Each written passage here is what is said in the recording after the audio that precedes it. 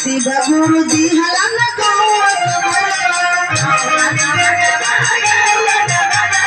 शिव गुरु जी हलन जोरे गुरु भैया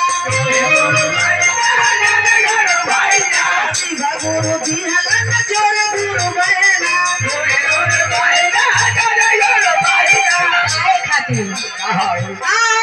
गवा सुंदर लाग हैया गुरु भैया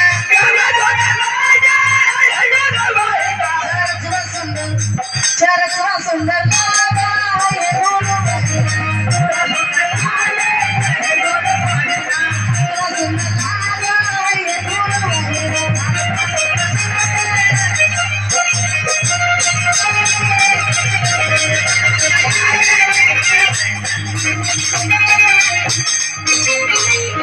प्रेम से शंकर भगवान की जय। तो सुनिए।